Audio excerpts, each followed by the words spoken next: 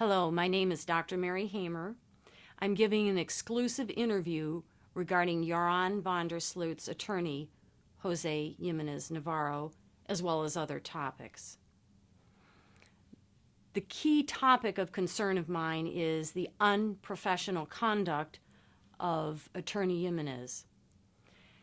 Specifically, I sent Attorney Jimenez $75,000 for bail money. And in a December 1st email, Attorney Jimenez responds, "Yes, I received your money." And yet now I find out by Peruvian law that there is no bail for someone charged with murder in Peru. So I ask myself, why didn't Attorney Jimenez inform me that this is impossible? So on January the 12th, I asked Attorney Jimenez to return the money to my bank account. That deadline came and went, so then I went and made a public declaration that Attorney Jimenez is in default of returning my $75,000. I consider that unprofessional conduct, and I'm asking the Peruvian legal system to vacate Joran Van Der Sloots' sentence of Friday, January the 13th, based on unprofessional conduct by Attorney Jimenez. I have sent Attorney Jimenez about $100,000 in legal fees, bail money, and other expenses. I've sent them through bank wires and Western Union money transfers. I've sent them because he has asked me to pay his legal fees. For example, in the end of 2011, Attorney Jimenez emailed me and informed me that he has 3 months of unpaid legal fees, September, October, and November, and that he charges $1,500 per month legal fees for a total of $4,500. I then wired Attorney Jimenez about $16,000 at that time to pay for those legal fees as well as other expenses. I sent the money to Attorney Jimenez because, number one, he's an attorney. I respect attorneys. He's Joran Van Der Sloots' attorney. I want to help out Joran. And I trusted him with my money. I did ask for 3 months of unpaid attorney's fees, even though a journalist from Turner.com states that Attorney Jimenez denies that I have paid any of his legal fees. But I have an email verifying that Attorney Jimenez did ask me for those legal fees. On November the 30th, 2011, I sent Attorney Jimenez $75,000 US dollars through a bank wire. On December the 1st, the next day, Attorney Jimenez emailed me back and said, "Yes, I have received about $75,000 minus some tax money," and he confirmed that he received that money. In another email, Attorney Jimenez talks about an apartment for Joran Van Der Sloot. So Attorney Jimenez accepted the bail money. He talked about an apartment for Joran. He talked and communicated with me as though bail is a possibility for someone charged with murder. But again, according to the Peruvian legal system, that is impossible. So I consider that, again, another example of unprofessional conduct. And that's why I'm asking the Peruvian legal system to vacate the judgment of the sentence for Joran Van Der Sloot that was passed on Friday, January the 13th. When an attorney does not return money, bail money that, first of all, that is impossible for someone charged with murder, that's unprofessional. Attorneys have a standard of conduct that they must live up to.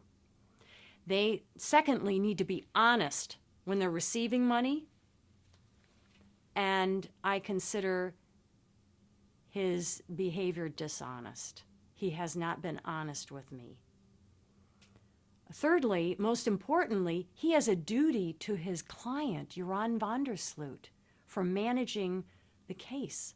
And I consider this very poor management of Joran's legal case. Another party that I have sent money to on behalf of Joran Van Der Sloot is Anita Van Der Sloot, Joran's mother. In the second half of 2010, I sent Anita Van Der Sloot about $20,000 for Joran Van Der Sloot's care, food, clothes, legal fees, and other expenses. Joran Van Der Sloot informed me that he never received any of that money, of the $20,000 that I sent Anita Van Der Sloot. So you can see I have some serious concerns about the money I have sent for Joran's care and legal counsel. Where did that money go? I don't know. And that's why I'm now making a public declaration of not only unprofessional conduct by Joran's attorney, Mr. Jimenez, but I question Anita also. Where did that money go? Well, I've had a poor relationship with her lately because she made a statement that some lives are not to save, referring to her son, Joran. And I take serious disagreement with that statement. Every life is precious. Joran didn't get that money, and that's very consistent with her statement that some lives aren't worth saving. They're very consistent statements. If you don't believe in someone who's in prison charged with a crime, then that would make sense that that person would not get that money if you don't have faith in that person. I feel that Anita Van Der Sloot did take advantage of me.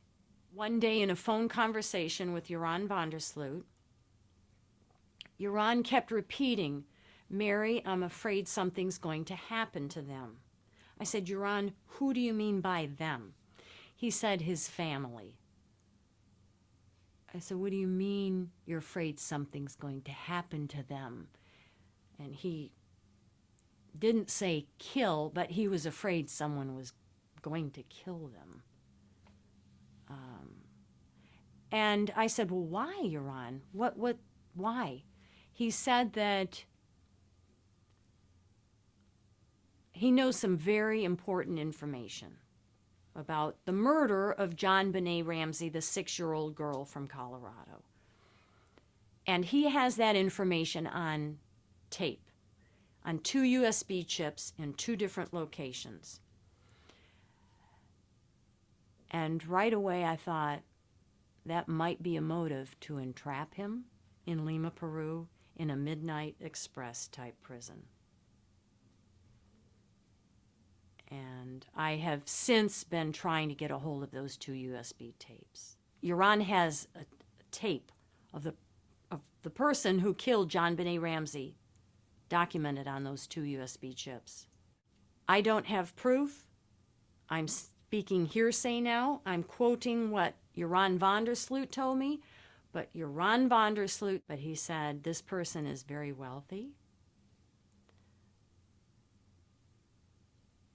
And I responded, "Are the initials JSB? Or JBR. I responded, "Are the initials JBR?" And he said yes. And he corroborated that information by stating the following. He said that he was paid hush money by this person in the amount of about $2 to $3 million. I was shocked that I figured out who he was talking about. He gave me some clues. He said, "Mary, the person who killed Jon Bennett Ramsey, because he knows he's being wiretapped and his emails are being spied on, so he has to talk cryptically to me on the phone or by emails." And he said that the person that killed John, the little 6-year-old, is very wealthy and former military and even more powerful than the FBI, pulling strings and So I started connecting the dots, and I said, wait a minute. Beth Holloway did date Jon Bennett Ramsey. And it just all started coming together. And it's been a very shocking thing I've had to go through and experience. Again, some of this is hearsay. It's what Joran told me. I don't have proof on a piece of paper. I do not have those USB chips, but I'm trying to get them. I've tried to recruit people to help me out, but I've been unsuccessful. I don't know if it's because people don't believe Joran, but I do. I believe him. I'm not a police interrogator.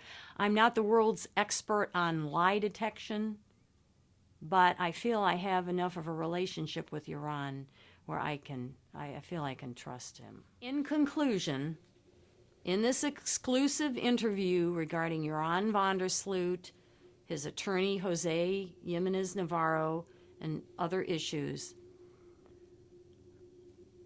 I am making a public declaration of unprofessional conduct of attorney Jimenez. I am asking the Peruvian legal system to vacate the judgment against Joran Van Der Sloots for the reasons I have discussed in this interview. Unprofessional conduct, requests have been made of me, Dr. Hamer, by attorney Jimenez for Joran's legal fees and bail money. I have in good faith sent that money for those specific purposes, and yet now I find out that bail is not possible under Peruvian law for someone charged with murder.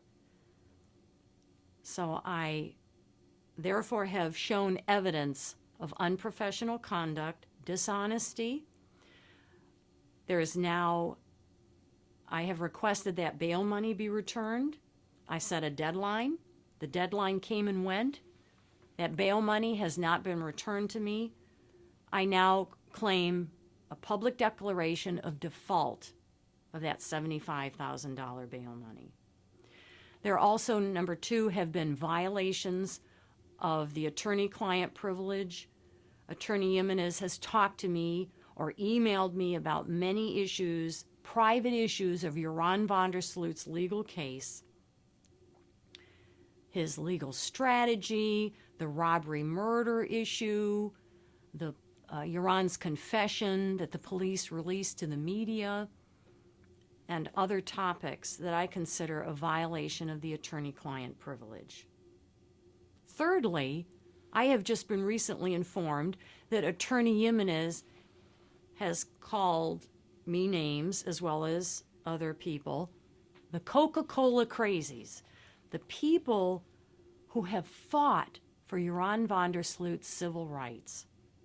Attorney Altez is an attorney in Lima, Peru, that with attorney Katrina from America, that defended Joran Van Der Sloots initially in 2010 to 2011.